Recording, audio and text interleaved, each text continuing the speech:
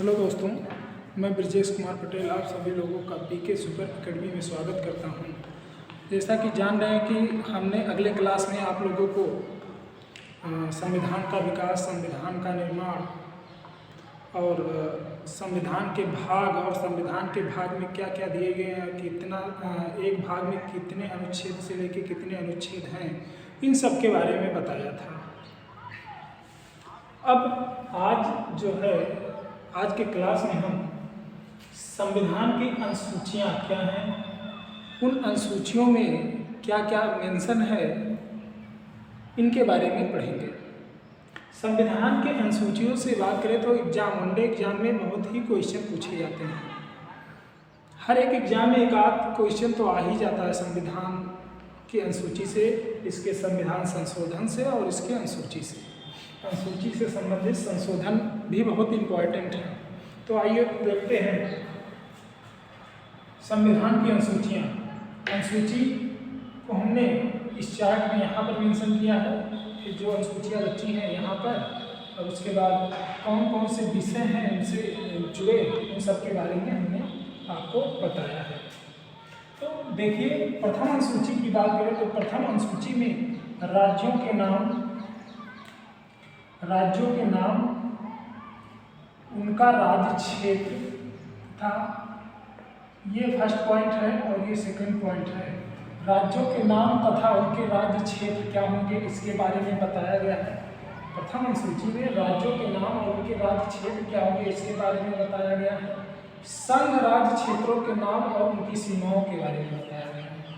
मतलब कि कहा गया है प्रथम अनुसूची में कि राज्य का नाम क्या होगा, राज्य किसे कहेंगे, और उनके राज्य क्षेत्र क्या होंगे, इनके बारे में बताया गया है। तथा संघ राज्य क्षेत्र क्या होगा, मतलब जो अपना संघ है उसका क्या क्षेत्र होगा, उसका क्या राज्य क्षेत्र होगा, उसके बारे में बताया गया है। और संघ के राज्य क्षेत्र का नाम क्या होगा, उसके बारे में बताया गया है।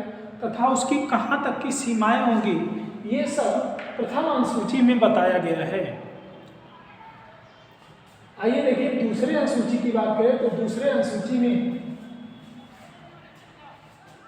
पदाधिकारियों तथा प्रत्याशियों द्वारा ली जाने वाली शपथ तथा प्रतिज्ञा, ये वर्ड याद रखिएगा भैया, शपथ प्रतिज्ञा।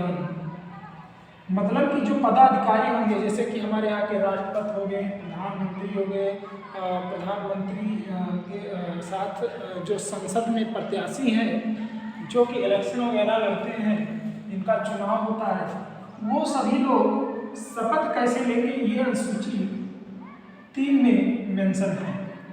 सॉरी, हम लोगों को बताना था कि ये जो अनुसूची 2 है, इसमें पदाधिकारी होंगे, जैसे राष्ट्रपति, उपराष्ट्रपति आदि जो लोग हैं, उनके पेंशन, उनके वेतन और उनके भत्ते की बात अनुसूची 2 में की गई है। अनुसूची 2 में उनके वेतन, उनके भत्ते और पेंशन की बात की गई है।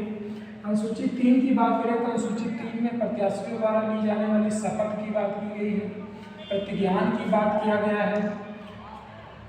अनुसूची 4 की बात करें तो राज्यों और उनके संघ राज्य क्षेत्रों के लिए राज्यसभा में सीटों का आवंटन, राज्यों एवं संघ राज्य क्षेत्र, मतलब कि जो हमारे राज्य हैं और उनके हमारे जो संघ राज्य क्षेत्र हैं, जैसे कि राज्य की बात करें तो हमारे यहाँ इस समय 28 राज्य और 8 केंद्र शासित प्रदेश जो हैं, उनमें से बात करें तो 28 राज्यों का जो हमारा राज्य क्षेत्र क्या होगा, उसके बारे में बताया गया है। और संघ शासित जो प्रदेश है, उनके सीटों के आवंटन के बारे में अनुसूची 4 में बताया गया है। 5वें अनुसूची की बात करें तो 5वें अनुसूची में अनुसूचित जातियों तथा अनुसूचित जनजातियों के प्रशासन से जुड़े, मतलब कि SC और ST से जुड़े प्रशासन कैसे होंगे, ये अनुसूची 5 में बताया गया है। तथा अनुसूची 6 में असम, मेघालय, त्रिपुरा और मिजोरम, जो हमारे 4 राज्य हैं, असम, मेघालय, त्रिपुरा और मिजोरम, राज्यों के जनजातियों के क्षेत्रों के प्रशासन से जुड़े उपबंध इसके दिए गए हैं अनुसूची 6 में। तो अनुसूची से 6 में असम, मेघालय, त्रिपुरा और मिजोरम के जनजातीय क्षेत्रों से जुड़े प्रशासन के बारे में उपबंध है, जबकि अनुसूची 5 में SC ST के प्रशासन से जुड़े प्रबंध है। और चौथी अनुसूची की बात करें तो चौथी अनुसूची में राज्य और संघ राज्य क्षेत्रों के लिए राज्यसभा में सीटों के आवंटन की बात है। अनुसूची 3 में शपथ एवं पदाधिकारियों के शपथ एवं प्रतिज्ञान की बात है। अनुसूची 2 की बात करें तो यहाँ वेतन और भत्ते और पेंशन की बात है। अनुसूची प्रथम में राज्यों के नाम, उनके राज्य क्षेत्र क्या होंगे, संघ राज्य क्षेत्र के नाम और उनकी सीमाएं क्या होंगी, इन सब के बारे में बात की गई। 6 अनुसूची हमारी क्लियर हो गई। आइए 7वें अनुसूची की बात करें तो 7वें अनुसूची में ये बताया गया है कि संघ सूची क्या होगी, मतलब जिन जिन विषयों पे संघ कार्य करेगा वो संघ सूची होगी, जिन जिन विषयों पर राज्य कार्य करेगा वो राज्य सूची कहलाएगी, जिन विषयों पर संघ और राज्य दोनों मिलकर कार्य करेंगे उसे समवर्ती सूची बोलेंगे। बस सिंपल सा है। अगर संघ जिस सूची पे काम करेगा उसे संघ सूची, और राज्य जिस सूची पे काम करेगा उसे राज्य सूची, और संघ और राज्य दोनों मिलकर जिस सूची पे काम करेंगे उसे समवर्ती सूची नाम दिया गया है। 8वीं अनुसूची की बात करें तो 8वें अनुसूची में संविधान संशोधन द्वारा मान्यता प्राप्त भाषाओं की सूची है। 8वीं अनुसूची संविधान संशोधन द्वारा मान्यता प्राप्त भाषाओं की सूची है। ये भाषा के बारे में इसमें बताया गया। 8वीं अनुसूची में भाषा के बारे में बताया गया, और वर्तमान में कुल 22 भाषाओं का उल्लेख संविधान में किया गया है। वर्तमान में कुल 22 भाषाओं का उल्लेख संविधान में किया गया है। बात करें तो 14 भाषा का उल्लेख मूल संविधान में था तथा 8 भाषा को संविधान संशोधन द्वारा जोड़ा गया। आइए देखते हैं कि 14 भाषा तो मूल संविधान में था, लेकिन 8 संविधान संशोधन द्वारा जोड़ा गया। इन 8 को कैसे कैसे करके जोड़ा गया देखते हैं, कब कब जोड़ा गया। तो सबसे पहले जब जोड़ा गया जिस भाषा को, उसका नाम है सिंधी। यह 21वें संविधान संशोधन 1967 के द्वारा जोड़ा गया। नेपाली, मणिपुर और कोंकणी 3 भाषाएं जोड़ी गई 71वें संविधान संशोधन 1992 के द्वारा।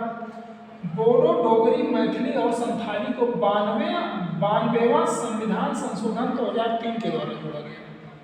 तो कहने का अर्थ है कि समय समय जैसे जैसे समय बढ़ता गया, अलग अलग भाषाएं की जरूरत पड़ी और उनको संविधान के अनुसूची में जोड़ दिया गया। और ये कौन सी अनुसूची में शामिल है, तो ये 8वीं अनुसूची जो है भाषा वाली अनुसूची है। इसमें 21वें संविधान संशोधन द्वारा सिंधी को जोड़ा गया, 71वें संविधान संशोधन द्वारा नेपाली, मणिपुर और कोंकणी को जोड़ा गया, और 92वें संविधान संशोधन बोडो, डोगरी, मैथिली और संथाली को जोड़ा गया। आइए 9वें अनुसूची की बात करें तो 9वें अनुसूची की बात करें तो 9वें अनुसूची में भूमि सुधार और जमींदारी उन्मूलन की बात की गई है। भूमि सुधार और जमींदारी उन्मूलन की बात की गई है किस अनुसूची में, तो 9वें अनुसूची में। देखिए 9वें अनुसूची की बात करें तो इसमें भूमि सुधार और जमींदारी उन्मूलन की बात की गई है। ये कब, ये हमारे मूल संविधान में नहीं था, इसको संविधान संशोधन द्वारा जोड़ा गया। और कौन सा संविधान है, तो पहला संविधान संशोधन 1951 का था, जब इसको 9वें अनुसूची को जोड़ा गया और ये भूमि सुधार या जमींदारी उन्मूलन वाली अनुसूची कहलाई। 10वीं अनुसूची की बात करें तो 10वीं अनुसूची को जब जोड़ा गया तो ये दल बदल के आधार पर, कहा जाए तो मूल रूप से 8 ही अनुसूचियाँ थी, बाकी 9, 10, 11, 12 इन चारों अनुसूची को जोड़ा गया है, और वो संविधान संशोधन द्वारा। तो दल बदल के आधार पर संसद और विधानसभा के सदस्यों की निर्धारिता की बात की गई है 10वीं अनुसूची। मतलब कि अगर कोई भी प्रत्याशी जो कि संसद में है, किसी भी राज्यसभा या लोकसभा का वो प्रत्याशी है, और वो अपने दल बदल रहा है, तो उसको कैसे पद से हटाया जा सकता है, कैसे उसकी पद खत्म हो सकती है, तो वो 52वां संविधान संशोधन 1985 के द्वारा जोड़ा गया। और इस अनुसूची को दल बदल विरोधी अनुसूची कहा जाता है। 11वें अनुसूची की बात करें तो 11वें अनुसूची में पंचायतों की शक्तियां एवं उत्तरदायित्व, मतलब 11वीं अनुसूची पंचायत से संबंधित है। इसमें पंचायतों की शक्तियां एवं उत्तरदायित्व की बात की गई है, और इसमें 29 विषय है। इसको कब जोड़ा गया, तो इसको 73वां संविधान संशोधन 1992 के द्वारा जोड़ा गया। 12वें अनुसूची, 12वां अनुसूची जो है ये नगर पालिका की शक्तियां एवं उसके उत्तरदायित्व से संबंधित। 12वीं अनुसूची नगर पालिका की शक्तियां एवं उसके उत्तरदायित्व से संबंधित है। इसमें 18 विषय हैं। कितने विषय हैं? 18 विषय हैं।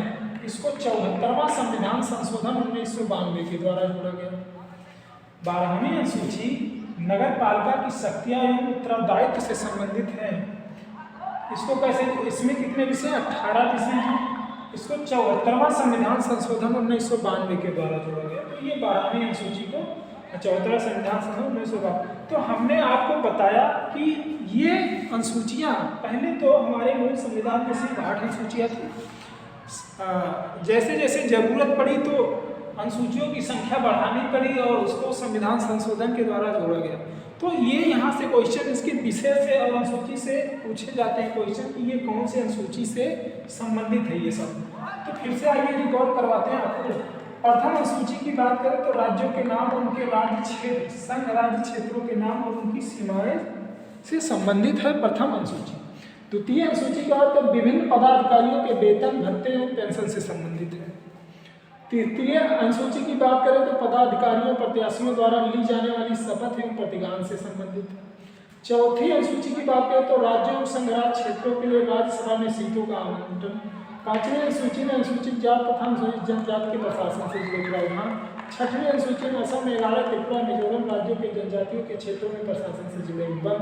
सातवीं अनुसूची में संघ राज्य, संघ सूची, राज्य सूची, संवर्ती सूची में शामिल विषय। 8वीं अनुसूची भाषा से संबंधित है। 9वीं अनुसूची भूमि सुधार एवं जमींदारी उन्मूलन से। 10वीं अनुसूची दल बदल से संबंधित। 11वीं अनुसूची पंचायत की शक्तियां से संबंधित है। 12वीं अनुसूची नगर पालिका की शक्तियां से संबंधित है। फिर से बताते हैं। प्रथम अनुसूची में राज्य के नाम, उनके राज्य क्षेत्र, संघ राज्य क्षेत्र के नाम, उनकी सीमाएं। द्वितीय अनुसूची में वेतन, भत्ते और पेंशन की बात। तृतीय अनुसूची में शपथ और प्रतिज्ञान की बात। चौथी अनुसूची में सीटों के आवंटन की बात। पांचवी अनुसूची में बात करें तो SC ST से विशेष संबंधित विशेष प्रावधान। छठवीं अनुसूची में असम, मेघालय, त्रिपुरा और मिजोरम के बारे में बात की गई। सातवीं अनुसूची राज्य सूची, संवर्ती सूची की भी बात की गई। 8वीं अनुसूची भाषा से संबंधित है। अलग अलग भाषाएं समय समय से जोड़ी गई। मूल संविधान में 22 भाषा थी, 14 मूल संविधान में और 8 संविधान संशोधन में। पहली भाषा 21वें संविधान संशोधन 1967 के द्वारा। दूसरी, तीसरी और चौथी भाषा नेपाली, मणिपुरी और टोगरी को 71वां संविधान संशोधन 1992 के द्वारा। बोडो, डोगरी और मैथिली और संथाली को 12वां संविधान संशोधन 2003 के द्वारा। 9वीं अनुसूची की बात करें तो भूमि सुधार एवं जमींदारी उन्मूलन से संबंधित इनसे पहले संविधान संशोधन 1951 के द्वारा। 1951 के द्वारा। 10वीं अनुसूची की बात करें तो दल बदल के आधार पर संसद और विधानसभा के सदस्यों की नियमता 52वां संविधान संशोधन 1985 के द्वारा। 11वीं अनुसूची की बात करें तो इसमें पंचायत की बात की गई है और 12वीं अनुसूची की बात करें तो नगर पालिका की बात की गई है। दोस्तों, तो हमको लगा होगा कि ये चीज़ें बहुत इंपॉर्टेंट थी और आप लोगों को अच्छे से समझ में आ गया होगा। और इसी के साथ हम अगले टॉपिक को शुरू करेंगे, जहाँ तक अब हमारा पहला टॉपिक आएगा भाग 1 के बारे में हम पढ़ेंगे, क्योंकि इन सब अनुसूची के बारे में पढ़ लिया, कौन सा भाग किस भाग में कितने अनुच्छेद हैं इनके बारे में पढ़ लिया। तो अगले क्लास में हम लोग जो है पहले भाग के बारे में पढ़ेंगे। धन्यवाद दोस्तों।